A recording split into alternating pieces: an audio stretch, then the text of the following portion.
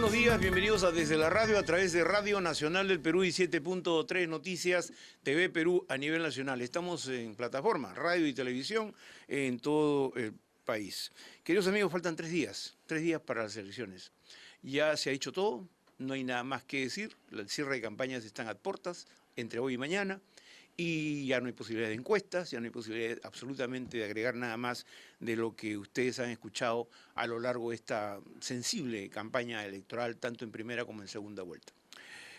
Lo único que nos interesa, queridos amigos, es que cualquiera que gane se preocupe por el Perú, por ese futuro que todos estamos esperando, un futuro de progreso, de bienestar para todos los peruanos, y eso es lo único que podemos decir, no solo como ciudadanos, como periodistas, para que finalmente se construya el Perú democrático que todos queremos, ese país donde cada ciudadano tenga su voz y tenga su voto y sea escuchado, y que cada ciudadano que vaya cada 5 años a votar sea el que va empoderado para saber quién va a ocupar las responsabilidades políticas que le correspondan. Por eso, queridos amigos, este es el momento de reflexión, este es el momento en que usted observe con mayor detenimiento, lea, infórmese qué es lo que debe hacer usted el domingo cuando vaya a depositar su voto. Eso es lo importante. En segundo lugar, queridos amigos, hoy día, y esto quisiera destacarlo porque finalmente Italia es un país con el que nos une lazos realmente extraordinarios. Gran parte de nuestra industria nacional, nuestros empresarios, han tenido siempre una vertiente cercana a Italia. Y hoy día Italia celebra su aniversario, 2 de junio. En el año 46 se creó la República de Italia. Justamente hoy la revista Caretas destaca en varias páginas este aniversario. Yo he trabajado más de 40 años en una empresa italiana, de tal suerte que me liga ese sentimiento, ¿no?, para decir que de alguna u otra manera Italia es un socio importante para nuestro país.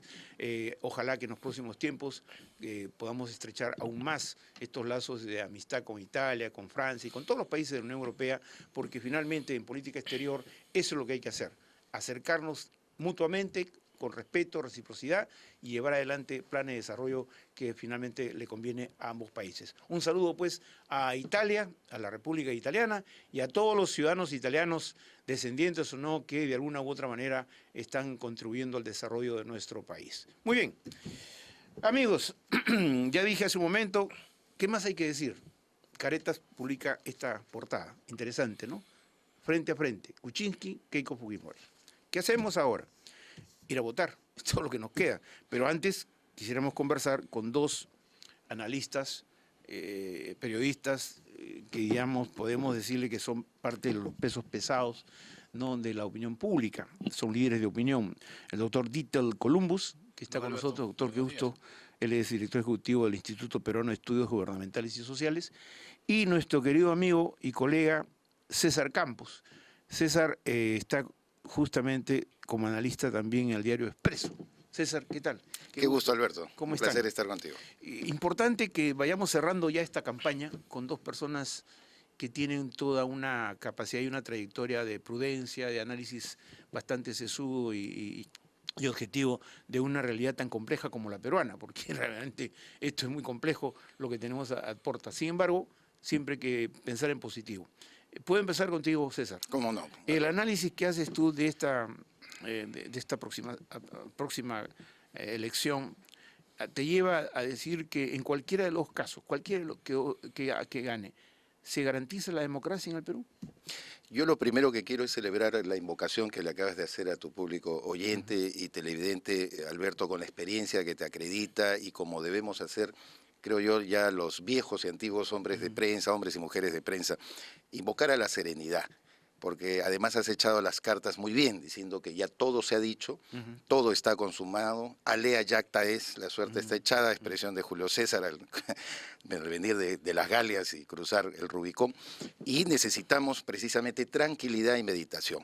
La campaña termina obviamente como está observando también toda la ciudadanía, con algunos grados de violencia, con algunos grados de confrontación que esperamos pueda ser restañado a partir del próximo lunes 6 de junio, porque evidentemente lo que espera, más allá de las diferencias perentorias que hay en este momento el Perú y el ciudadano común y corriente, el ciudadano de a pie, es que nuestra clase política tenga criterios comunes y objetivos también comunes para el desarrollo del país.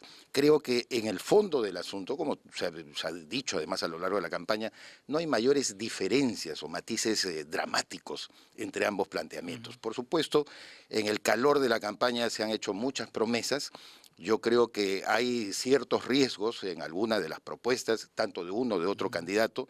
Si me refiero a Keiko Fujimori, el tema relativo a su compromiso, por ejemplo, con los mineros informales, el retroceder en la eliminación del 24x24 en el caso de la policía, y si me refiero a PPK, la creación de este famoso banco de fomento minero para adquirir justamente de los informales o los que están todavía en proceso de formalización los recursos minerales que ellos extraigan. Hay cosas que no han quedado muy claras y en el camino van a tener obviamente que ponerlos sobre blanco y negro para saber si son viables. Interesante tu primera apreciación.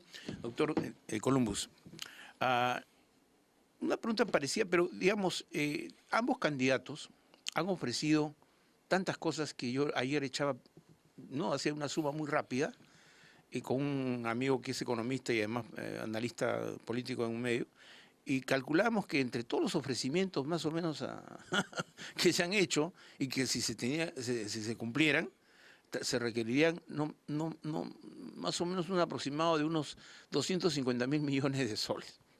Ponerle agua a todo lo que se ha ofrecido, aumentarle el sueldo básico, aumentarle a los policías, a las enfermeras, ¿no? Hacer carreteras, hacer hospitales, viviendas, es decir, entre todo. Eso es lo que... Y usted sabe perfectamente que esa plata no existe. Por lo menos no hay. Lo máximo que es el fondo de contingencia fiscal, que apenas llega a los 45.000 millones de soles. Entonces, ¿qué hacemos?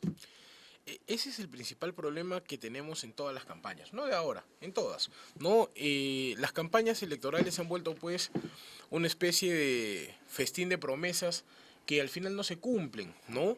Yo en alguna oportunidad a un periodista amigo mío le preguntaba, ¿y qué le cuesta a un candidato ser sincero con el elector y decirle las cosas como son? Esto se puede y esto no, punto. Y la respuesta que me dio es muy sencillo, Ditel, le puede costar la elección, ¿no? Entonces, yo creo de que ambos candidatos han exagerado en sus propuestas y sobre todo las que tienen incidencia económica, porque no es tan sencillo pues estar ofreciendo, si vamos al tema remunerativo, se le ha ofrecido incrementos a casi todos los sectores, educación, salud, policía, etcétera. Enfermeras. ¿No? Enfermeras, ¿no? El tema no es tan simple porque si yo ofrezco, ¿cómo se llama?, incrementos de sueldo, tengo que ver si es que voy a tener un respaldo en la caja fiscal, que no hay, ¿no? Es más, este gobierno que ingrese el 28 de julio ya tiene una ley de presupuesto que está vigente y aprobada.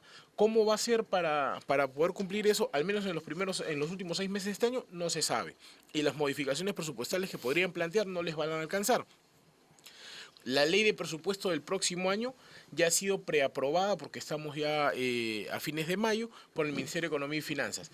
Van a enviar el proyecto y eso se discutirá en diciembre, pero es en función a lo que este gobierno saliente te está dejando, que tampoco contempla partidas que pudieran cubrir esas propuestas electoreras que se han hecho en campaña. Y no hay que olvidar que este gobierno se va y hay un déficit fiscal del 3 del PBI, ¿no? O sea, sí, es bastante alto. ¿no? Entonces, en lugar de estar proponiendo tantos aumentos, yo lo que creo es que lo primero que deberían hacer es analizar cómo están recibiendo la caja fiscal, sincerar la deuda que tenemos y en todo caso a los trabajadores a los que se les ha ofrecido aumentos, primero cumplir con la deuda social que tiene el Estado, porque el Estado como empleador es el primer infractor de las normas laborales que tenemos, ¿no? Entonces, decirle pues a alguien que le va a aumentar el sueldo y le va a dar la CTS, etcétera, etcétera, cuando el Estado, por ejemplo, a muchos de los trabajadores que prestan servicios en él, no le paga pues CTS, no le paga la FP, no le paga la ONP, no le paga el impuesto a la renta. Hay una tremenda deuda ahí. No, tiene una deuda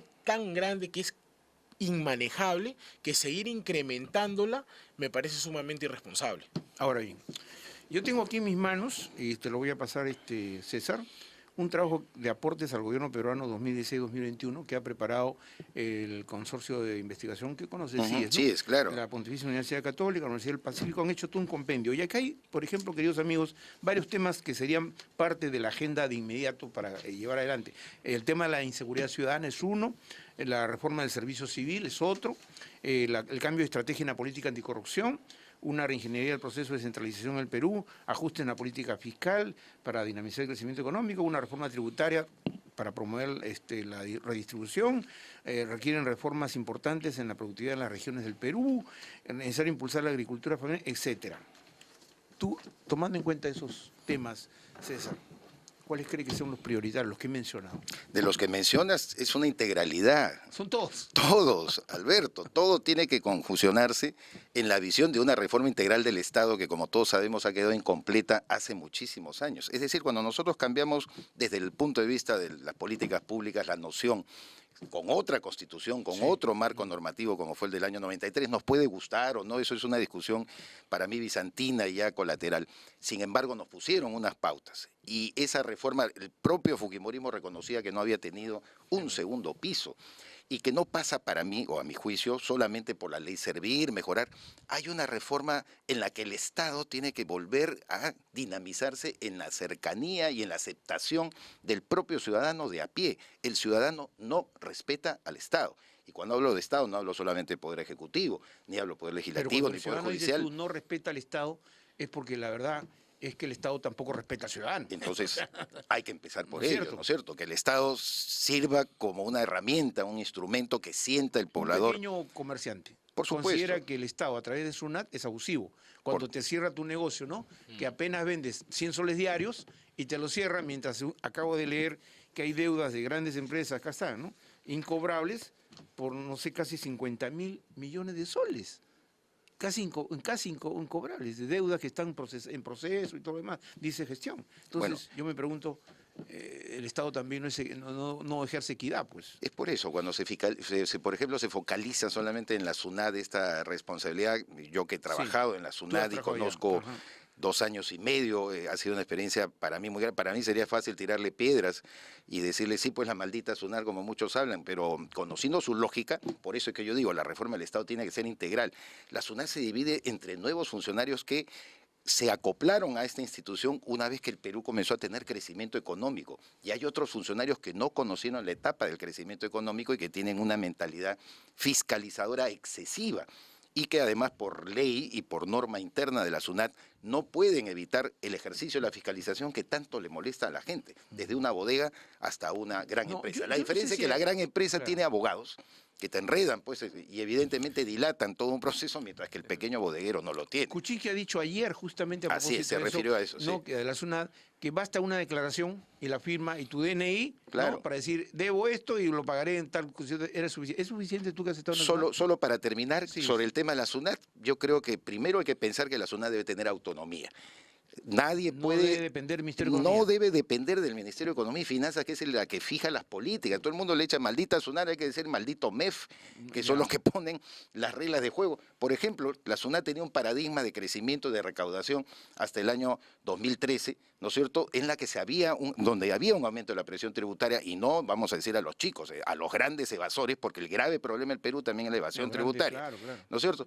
Y de repente te cambia el paradigma el señor Alonso Segura, ministro de Economía, y te dice, no, vamos a bajar la tasa del impuesto a la renta para reactivar el aparato productivo. Oiga, en solamente 3 años te cambian un paradigma. Yo creo que la SUNAT, como el Banco Central de Reserva, debe tener su autonomía. Ahora, nadie se mete con la política monetaria. Igual hay que hacerlo con la política tributaria. Dittel, porque la SUNAT ha sido motivo de debates de hace por lo menos 3 décadas, ¿sí o no? Sí, claro. Desde que Toledo dijo que esta es una maldita SUNAT, Alan García también criticó la SUNAT, todo el mundo criticó la SUNAT.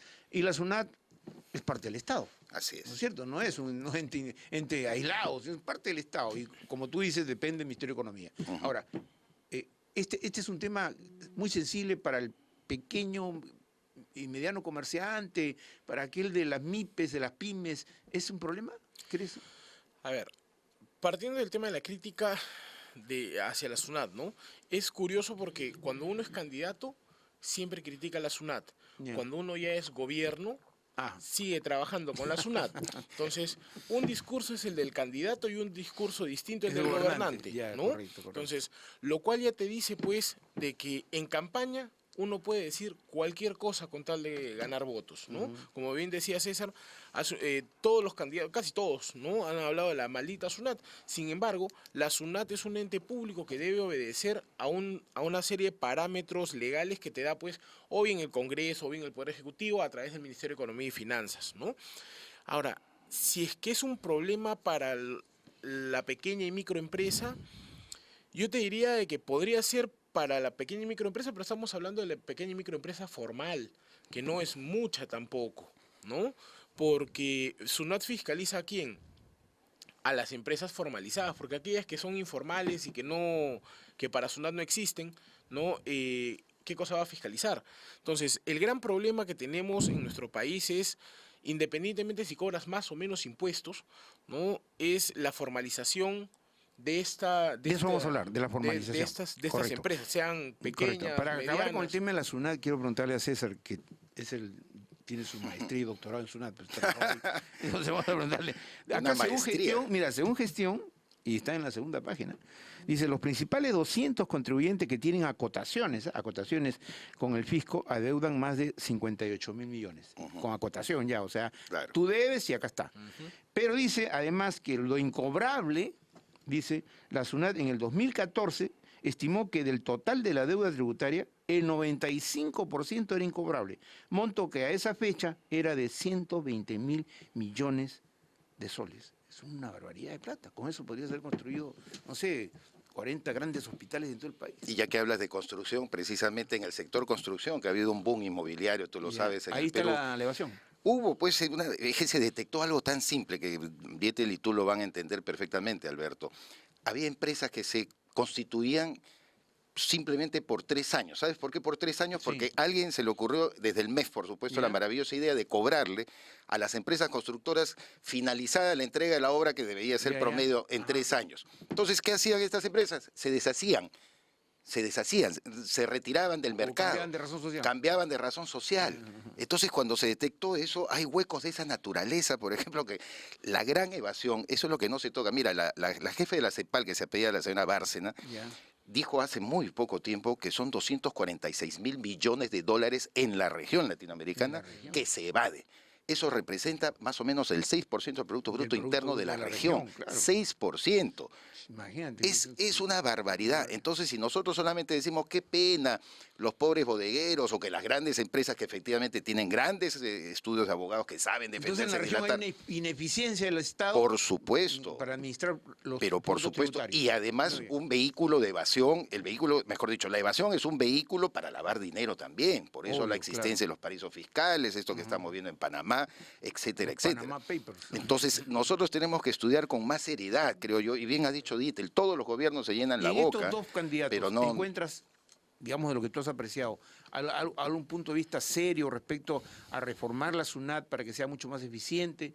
¿No? ¿Has encontrado algo de eso? lamentablemente No. no, porque lo Listo. que ha predominado, como bien dice Dietel, es la promesa, y con la promesa se gana, no con la realidad. Bien, Dietel. Solamente, don Sí. Alberto, para poder precisar Sí, lo que cómo dice no. César, a veces la falta, ¿cómo se llama?, de seriedad viene incluso de la misma legislación y no Claro. tanto de la informalidad del empresariado. Así es. Porque, por ejemplo, cogiendo lo que dice César, en el tema, por ejemplo, de la construcción, había una norma que te permitía de que, por ejemplo, si tú construías un edificio, lo vendías, pero, por ejemplo, al constructor no le daba la gana de sacar la conformidad final de obra, Sí. ¿no? Eso te permitía, mientras no tuvieras la conformidad municipal de que has culminado el edificio, a pesar de que ya lo terminaste y lo vendiste, no pagabas impuesto No predial. pagaba. Entonces, esas son pues normas que finalmente se vuelven cómplices y que alientan la informalidad, porque si le doy ese tipo de beneficios al empresario, el empresario dirá, bueno, entonces no saco pues la conformidad final de obra y no le pago Y no le pago. un Correcto, centavo, ¿cómo correcto. se llama? Y es al una fisco. forma muy simpática de evadir sin... Claro, Sí, le claro. echa la ley, le echa la trampa en trampa. ese Ahora, momento, ¿no? César, hablando del tema que acabas de colocar, porque es un tema, yo diría, en el Perú necesitamos no solo reforzar la institucionalidad, que eso para mí es más que importante. Hay que empezar a trabajar el Consejo Nacional de Magistratura, la Fiscalía, no, todos los sectores que en algún momento han entrado en crisis precisamente porque su institucionalidad ha sido quebrantada. Hemos tenido fiscales suspendidos, sancionados, es decir, una cosa terrible. Pero el otro tema es la informalidad. Al 70%, algunos dicen optimistamente, ¿no? Es 60, otros dicen 70, 75. ¿Cómo enfrentar eso, César, con la experiencia que tú tienes en SUNAT, con la experiencia periodística, el análisis de la coyuntura político, social y económica del país? ¿Tú crees que existe la posibilidad de formalizar minería, ¿no? Recursos forestales, formalizar comercios? Es decir, todo es informal. Todo es casi informal en el Perú. Claro. Entonces, ¿cómo hacer? Bueno, hablábamos hace un momento, Sí. Alberto, de la necesidad que el Estado, hasta creo yo marqueteramente, tiene que acercarse a la ciudadanía. Lo primero para formalizar es quién te va a formalizar, es el Estado, ¿no es cierto? Claro. Desde el municipio, el gobierno regional, pasando por los organismos públicos descentralizados y llegando a los ministerios, el Poder Ejecutivo, Legislativo, en fin. Nosotros necesitamos que el Estado en su conjunto se comprometa con los Pero ciudadanos. el Estado no tiene credibilidad en momentos. A eso No voy, sabe. pero a eso voy. ¿Cómo hacemos esta gran reforma del Estado que acerque precisamente al ciudadano primero al Estado, que no desconfíe, que además vea que los recursos que se están recaudando sean implementados para satisfacer necesidades fundamentales? La respuesta, pues, yo como periodista la tengo que dar muy elástica porque lamentablemente no soy pues un político a tiempo completo que puede ejercitar una fórmula mágica para ello. Definitivamente creo que es el concurso de muchos, incluso nosotros. Porque efectivamente cuando hablamos y repetimos esto, no, la SUNAT, yo aprendí dentro de la SUNAT, yo he sido víctima de la SUNAT, a mí también me cerraron una cuenta alguna vez porque me pasé un día de no pagar un fraccionamiento tributario y luego descubrí adentro que había Tú me muchos traes funcionarios. a la memoria, y un día, yo ingresé a trabajar acá hace 4 años. Sí. Y un día dice, voy a cobrar mi primer, ¿no? Mi primer, No podía cobrar mi nada. primer honorario. Pero lo que pasa es que yo había tenido un problema con el Tribunal Fiscal Ajá, y lo perdí. claro. Entonces, cuando fui a cobrar mi primero, en administración de acá, me dijeron, ¿sabe qué, señor? Te embarga su sueldo, no se le puede pagar porque SUNAT le ha pasado a Economía y Finanzas que no le puedo pagar. Y no me pagaron. Entonces dije, bueno, ya pues páguenle cuenta de lo que debo. Al segundo mes, tampoco le podemos pagar porque ustedes... Y hasta el tercer mes, 3 meses, me la pasé, bueno, finalmente pagué la deuda, ¿no? Pero de esa manera. normas absurdas. Pero así porque yo vivo de esto. Si usted me Pero- quita todo el 100% de qué, bueno, en fin. Pero cuando tú te enteras que hasta el superintendente adjunto de tributos internos le había pasado lo mismo, mismo. como yo lo confirmé, me doy Bien. cuenta en principio algo que es bueno en la SUNAT y que ha evolucionado. El hecho que no hay nombres propios. Yo cuando he tenido llamadas trabajando muy ahí, bueno, ¿eh? que decían, oye, a mí me persigue el gobierno. No, yo puedo estar muy Sí, en contra sí, del sí. gobierno Eso del sí lo he presidente Humala, pero no es verdad que haya habido persecución o Incluso algo por alguien el me estilo. dijo, pero habla con el gobierno, ya que estás en radio. No, y al contrario. No. De entrada me dijeron, oye, paga tu Eso deuda, no. compadre, Así acá no hay es. forma de... No. Eso no hay que No, y hay. eso me parece muy bien. Hay Eso me benditos y parece hay malditos, no. excelente, No hay ninguna Ya tuve que forma. llamar a mi hija y digo, ¿me puedes prestar platita para poder...? Pero volviendo a tu tema, solamente por Bueno, cerrarlo, creo sí. que lo de la reforma del Estado integral, con una campaña en la que todos nos sintamos comprometidos de devolverle la confianza, porque si no hay Ese es confianza el del problema, ciudadano, la pues al Estado confianza, estamos Tite. fregados. Lo que dice César es la palabra clave. ¿Ah? Si no hay confianza en el gobernante, no hay confianza en el Estado, no hay confianza en las instituciones, todo lo que queramos construir va a quedar en nada. Este es el problema de la credibilidad que debe tener la institución y la confianza que debe generar en el ciudadano. ¿Sí o no? No, eso es cierto, ¿no? Pero para que nosotros empecemos como ciudadanos a confiar nuevamente en el Estado, Ya. también hay un grado de responsabilidad en el ciudadano y en el elector, ¿no? Porque las reformas del Estado no se hacen solas, Así es. las hacen políticos, ¿no? Las hacen autoridades elegidas, congresistas, el presidente, y el presidente pone ministros, etcétera, ¿no? Entonces, una buena reforma implicará también buenos técnicos y buenos cuadros en el gobierno, en los poderes del Estado. ¿Y eso de qué depende? Del voto que vayamos a emitir nosotros este 5 de junio, ¿no? Más adelante no nos quejemos pues si es que sale mal algo, pasa algo, si es que ya emitimos nuestro voto y le dimos nuestra confianza a uno de estos dos candidatos, ¿no? Y lamentablemente pues en los últimos años hemos venido en el tema de reformas públicas de tumbo en tumbo, ¿no? Porque se ha estado legislando, como en alguna oportunidad dije, se ha legislado solamente para la tribuna, ¿no? Para, digámoslo así, silenciar un problema en específico o acallar el clamor de la población en un tema en específico calmar a también. determinadas situaciones. Así es, ¿no? Tienes, por ejemplo, el tema del Código Penal que ha rebotado, que ha sido un pésimo proyecto, ¿no? Con el cariño que yo le puedo tener al Flaco Eguren, pero lamentablemente no ha sido un proyecto muy Hay buen una cosa tan trabajado. irracional, ¿no? Que se sanciona más severamente a quien puede lesionar o matar a un animalito Sí. Que a un niño. Un niño. Así, Una cosa loca. así es. Es que le faltó a Eguren convocar al colegio de abogados, a los Exacto. decanos de las Increíble, facultades de ¿no? Derecho. Parece que hubo ausencia ahí de Tú interacción, eres ¿no? abogado, ¿no? No, yo No, periodista, tú eres cuando estudio periodista, Derecho, ¿no? claro. Entonces, tiene ese tipo de cosas, pero no es de ahora nada más, sino que ese tipo de reformas incompletas Correcto. vienen de tiempo atrás. Si ves el tema de la reforma electoral que se quiso hacer ahora en enero, que en vez de ayudar complicó todo el proceso electoral que tenemos en curso y que aún no acaba. Entonces, la principal responsabilidad para una reforma del Estado es empieza el 5 de junio con el voto que vamos a emitir, Muy bien. ¿no? Y a quien le vayamos a delegar la Así representación es. del César, pueblo. palabras, mensaje final de este programa. No, acoplándome a la invocación, reitero, que tú hiciste al inicio más bien de este espacio, y yo creo que así tenemos que actuar.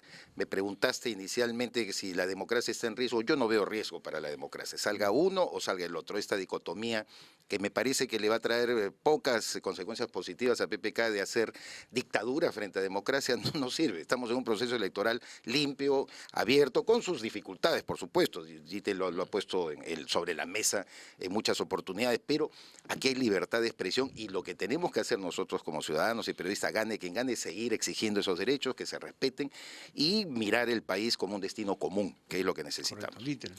Yo me sumo a lo que dice César, ¿no? El 5 de junio, cuando vaya el electorado a emitir su voto, que lo haga simplemente por el candidato que por convicción crea que es el mejor. Acá no está en riesgo ni la democracia ni la libertad de prensa, porque estamos en un proceso democrático, ¿no? Y en lugar de estar preocupándonos a priori por esta situación que muchos están exponiendo, debemos pensar más que ello en la gobernabilidad del país. Efectivamente. Muy bien. Queridos amigos, para concluir, probablemente cuando fui convocado para hacer una emisora parecida a una en la que yo tuve una larga experiencia, que fue CPN, donde la norma era la pluralidad. Como debe ser, claro. Y eso es lo que hemos hecho. Hemos cumplido justamente con ese objetivo. Aquí han hablado fujimoristas, PPCistas, todos. Acá nadie se ha quedado sin decir su voz y su palabra y su mensaje. De tal suerte que en ese aspecto hemos cumplido de manera muy puntual con el objetivo de hacer una emisora plural y democráticamente abierta para todos. De tal suerte que ese compromiso, cuando yo me vaya probablemente dentro de poco, yo quiero que quede bien claro, esta no es una emisora del gobierno. Y a veces alguien del sector oficialista podría mortificarse. Lo siento mucho. Esta es una emisora del Estado Nacional. Es una emisora de todos los peruanos, y no respondo de ninguna manera a cualquier llamado que me haga el Ejecutivo o el Gobierno, porque tengo mi capacidad para poder discernir entre lo bueno y lo malo. Y lo feo, además, si usted quiere. Pero lo fundamental es cumplir con la democracia, que es lo que nos guía como principio fundamental en nuestra vida profesional y personal. César. Muchas gracias. Muchas gracias, Alberto, al contrario. Para mí ha sido un gusto Gran placer volverte a ver también. Y siempre te leo en Expreso. Muchas gracias. Peter, como siempre. Muchas gracias, Alberto. Muchas gracias por su presencia. Desde la radio, queridos amigos, a través de Radio Nacional del Perú y 7.3 Noticias TV Perú a nivel nacional, que tengan ustedes un buen día.